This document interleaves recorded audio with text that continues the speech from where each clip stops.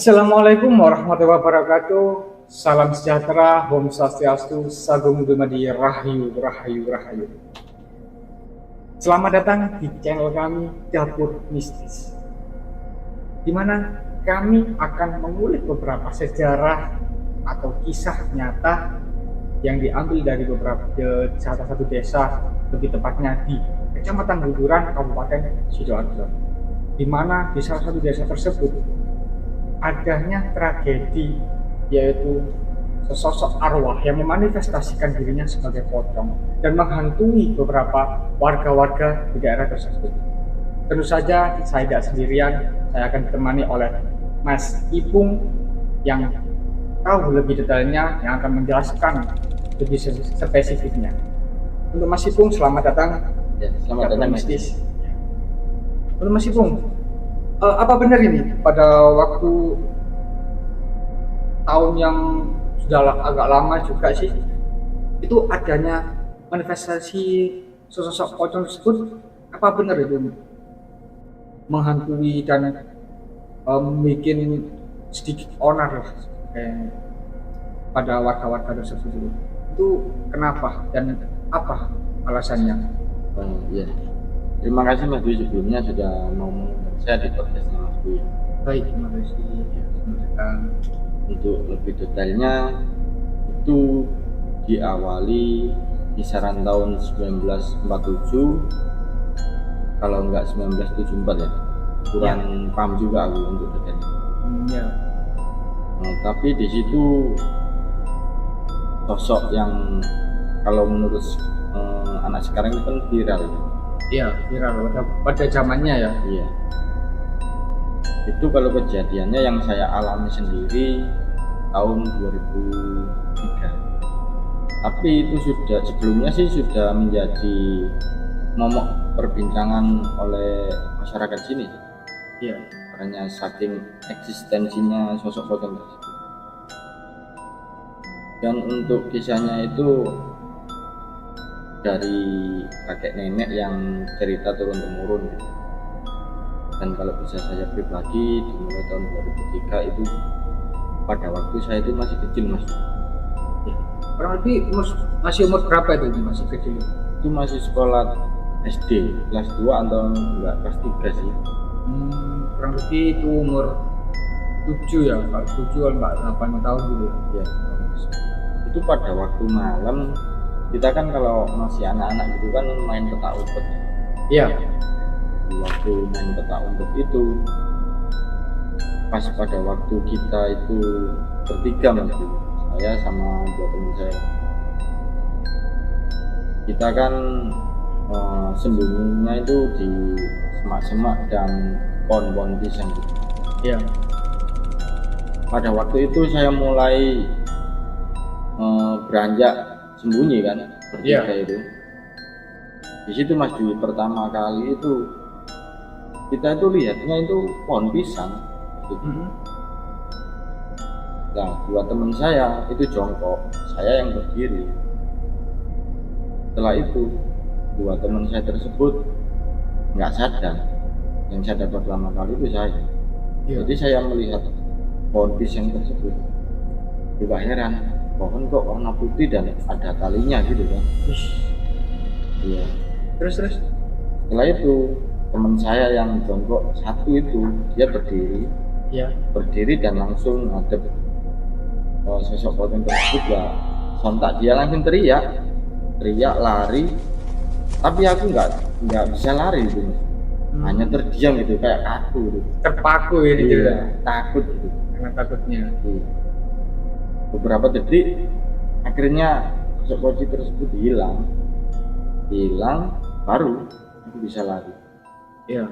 Di situ teman saya langsung lapor kepada orang tuanya, cerita lihat pocong gini. Setelah saya datang udah nggak sadar, kayak ditanya apa nggak bisa jawab, cuma diam gitu. Karena terlalu shocknya ya. Iya, soalnya kan di keluarga saya kan nggak pernah kayak cerita-cerita seperti itu di depan saya sih. Di waktu kecil itu. Ya akhirnya orang-orang kan pada tanya ke teman-teman, Tapi di situ baru pertama kali sih dengar cerita itu dari orang-orang yang memang katanya sosok pocong tersebut sering memperlihatkan wujud. Dan setelah kejadian itu beberapa hari saya sakit, Ya. sakit nggak keluar rumah. Terus teman saya yang katanya itu dia tuh ngajak main, ternyata itu anehnya dia itu main sendiri mas. Jadi kayak sama kita, padahal dia tuh main sendiri. Iya. Terus main sama siapa itu mas? Nah itu kan dia itu keluar rumah dari jam 7, kalau nggak salah cerita orang tua, jam 7 bisa itu setelah isya. Dia pulang itu jam 10. Jam 10 malam. Iya. Nah, di kisaran jam 8 apa enggak jam 9 gitu ya. Orang tuanya itu nyariin. Mana aku nggak pulang-pulang. Iya, jadi teman-temannya itu pada ditanyain, samperin gitu sama orang tua. Sama ini enggak, sama ini enggak. Enggak ada. Memang kita di rumah semua sejak kejadian itu kan takut. Iya. Nah, tapi teman saya itu ya nggak tahu dia main sama siapa. Dan akhirnya pas di waktu dia pulang ditanyain sama orang tuanya, bilangnya mainnya sama teman-teman, padahal teman-teman itu ada di rumah semua. Temannya masing-masing. Iya. Terus temannya itu gimana akhirnya? Apakah ada tragedi atau apa gitu di dirinya? Iya, jadi keesokan harinya dia tuh kan baru cerita teman-teman saya juga sih. Itu katanya dia tuh diajak main ya sama kita bener-bener nggak bisa bedain ya seperti kita gitu, seperti teman-teman gitu, tapi nggak ada kejanggalan yang aneh sih. Nah setelah kita cerita itu baru si sosok pocong tersebut tiba-tiba itu nampak gitu. Di mana tuh mas? Di sebelah teman saya nampak dia tuh berdiri tapi nggak ada, dia kayak membelakangi gitu. Iya. Akhirnya kita semua pada lari.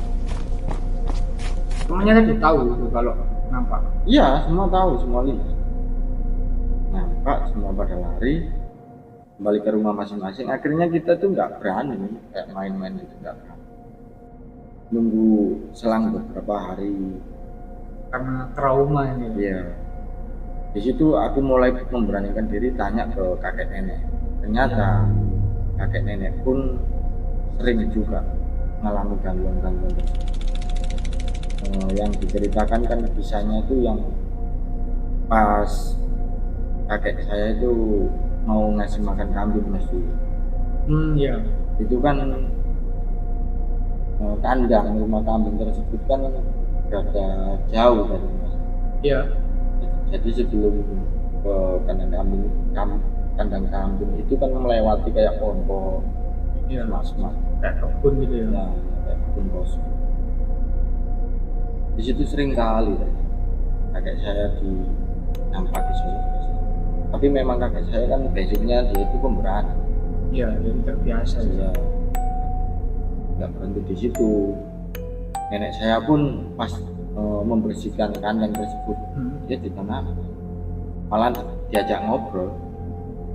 Keren juga itu kan nenek. Iya, diajak ngobrol, dia ditanya-tanya biasa, cuman dia nggak pernah jawab, nggak pernah jawab. Terus gimana nih mas? Dia kayak biasa gitu sih. Dan kejadian yang paling aku takut itu mas Dwi ya, di saat aku setelah kitan. Iya. Setelah kitan itu kan jarak beberapa hari, aku kan mau BAB. Iya. Di rumahku tersebut mas Dwi itu nggak ada toiletnya. Iya. Nggak ada toiletnya. Jadi untuk ke toilet itu ya di sebelah kanan kambing tersebut. Iya. Jadi singkat cerita, aku dianterin oleh kakek, tapi teman-teman itu ikut. kan teman-teman itu juga ikut sebelumnya kan main petak umpet Ya. ikut nganterin aku. Di situ di awal masuk perkebunan yang ada pohon pisangnya itu, teman-teman ikut masuk, terus di situ disambut sosok pocong. Jadi merinding saya. Terus gimana tuh Mas? Jadi pocongnya itu duduk di kolam kura-kura gitu. Iya. Dia duduk gini aja. Itu apa yang teriak? Teriak ke kakek, bilang, "Kek, itu ada pocong." Terus respon kakeknya gimana? Nah kakek saya cuma diem kayak cuek, tapi dia setelah kita melewati itu dia bilang, "Wis ojo ganggu," pakai bahasa Jawa. Jadi dia sudah jangan mengganggu saya gitu. Iya. Setelah itu langsung ke toilet kan sama kakek. Iya. Toilet sama kakek. Setelah selesai PAP itu, pas mau bersihin, itu ternyata sosok pocong tersebut ada di belakang kakek saya. Terus gimana tuh Mas? Dan pocong tersebut bilang itu nggak resik gitu pakai bahasa Jawa. Masih ini memberitahu kepada kakek sama masnya ini bahwasanya kalau membersihkan atau cebok itu kurang bersih gitu. Nah iya.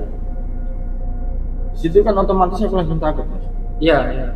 Takut, udah buru-buru minta pulang. Pulang, akhirnya ya lewatin tembus kayak gitu. Maksudnya gimana ini? Ini lewat terus sosoknya tuh ditembus gitu? Iya tembus. Ih. Terus gimana tuh Mas? Itu singkat cerita kan udah nyampe rumah. Iya. Nyampe rumah aku bersihin lagi kan. Iya. Bersihin lagi. Setelah mau tidur itu kakek kan bilang mau ngasih makan kambing lagi. Iya. Malam-malam itu masih Iya. dimakan. Itu saat kakek mau ngasih makan kambing itu, sosok pocong tersebut masih ada di situ. Terus gimana itu kakeknya? Kalau untuk kejadian itu kan nggak detail lah, cuma kakek cerita masa di situ benar. Hanya sekedar bilang kalau masih ada gitu. Iya. Dan adiknya kakek saya itu pas waktu mau ngambil mangga, Iya. itu didatengin juga Mas. Jadi pas lempar mangga itu Iya. ditertawain. Gimana Mas tertawanya itu? Ya, gimana ya tertawanya kurang tahu ya. Yang ceritanya itu memang ditertawain dan nampak, tapi nggak takut. Jadinya kakek saya nggak takut. Terus dia pulang cerita di rumah. Tadi dia nampak lagi pas ngambil. Itu malam apa Malam. siang? Malam. Iya. Di situ kan kakek saya itu penasaran, berangkat sama adik-adiknya di pohon mangga tersebut yang ada di perkebunan. Itu sengaja mancing atau kayak gimana ya kurang tahu. Itu memang benar-benar dia itu nampak.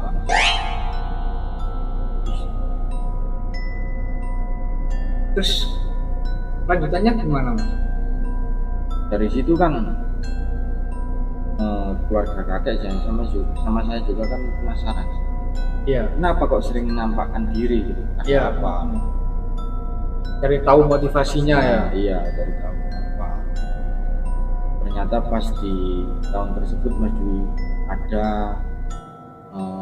buruh tani. Iya. Buruh tani tersebut yang pemilik sawahnya itu mengalami kerugian. Gagal panen. Gagal panen.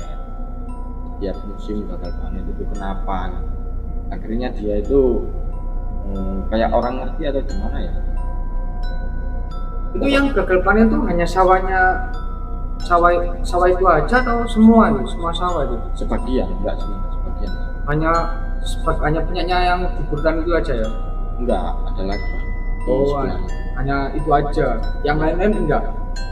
Ya ada, cuman nggak semua gitu. Enggak semuanya itu aja Pak ya.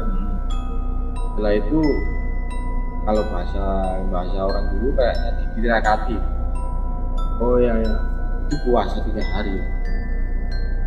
Puasa 3 hari, terus dapat mimpi disuruh untuk menggali di bawahnya pohon bambu.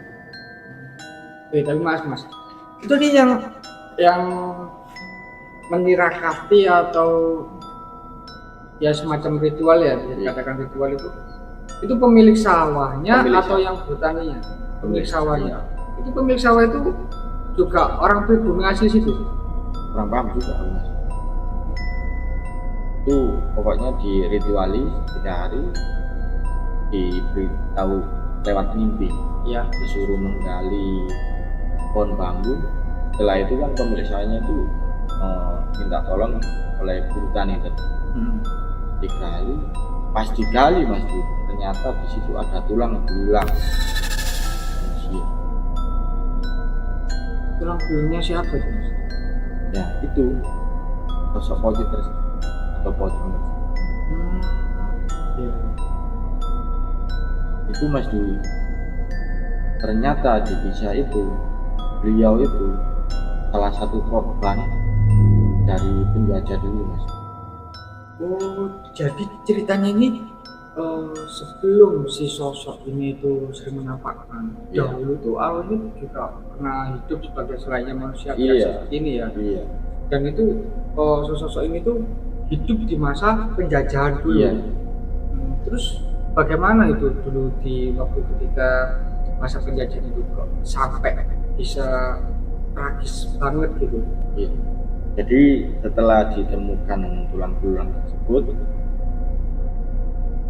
beliau tuh mencari tahu dengan cerita-cerita warga sekitar. Akhirnya menemukan cerita tersebut yang dari awalnya itu beliau itu sosok sepasang suami istri mas Bu. Iya. Yang suami kita semarkan aja ya. Oh iya. Pakai inisial saja mas. Iya. Jadi yang suaminya ini berinisial H, itu lebih dulu dieksekusi. Dieksekusi sama penjajah. Iya, yang sekutu tadi. Kalau boleh tahu nih sekutu ini yang bisa dijelaskan sekutu gimana maksudnya? Sekutu itu dari orang pribumi sendiri. Pribumi sendiri. Iya. Tapi yang berkhianat pada negeri ini juga. Iya. Itu kan sosok laki-laki tersebut yang awal dieksekusi. Ya. Setelah itu si inisial S tersebut atau yang arwahnya gentayangan tersebut itu, mohon maaf, beliau itu benar-benar tragis, diperkosa, dianiaya, setelah itu diseret dengan global dan dimutilasi, dibuang di sungai kecil itu yang dulu itu ada lubangnya dan sekarang menjadi pohon bambu itu. Yang dekatnya sawahnya orang itu tadi. Dan dekat sama kandang kambing kakak saya. Tidak jauh ya? Tidak jauh. Terus bagaimana itu mas dahulunya itu? Apa hanya seperti itu? Mungkin ada bisa dijelaskan lagi untuk kejelasannya? Iya. Jadi setelah dikebumikan itu mas Dian, beliau itu berpesan hanya minta tolong sebetulnya bahwa jasadnya itu berada di sini dan minta dikebumikan dengan layak seperti manusia-manusia yang semestinya itu. Iya. Dan didoakan. Dan setelah dirituali tersebut, ternyata nggak berhenti di situ mas. Tetap sosok tersebut masih menghantui masyarakat sekitar. Apa mas? Padahal kan motivasi untuk menampakkan dirinya kepada warga sekitar atau warga pribumi sekitar situ kan hanya tujuannya untuk menunjukkan bahwasanya tuh dia dulu tuh pernah dianiaya, pernah dilakukan secara tidak layak lah. dan dikebumikan seperti itu juga yang terlalu ekstrim menurut saya. Lalu kan setelah itu kan sudah dimakamkan atau sudah dibenahi untuk prosesnya, tapi kenapa kok masih menghantui, Mas? Tapi setelah kemunculan sosok pocong tersebut, besoknya Mas Dwi, terjadi kematian beruntun. Itu kejadian kematian beruntun itu karena wabah atau kenapa?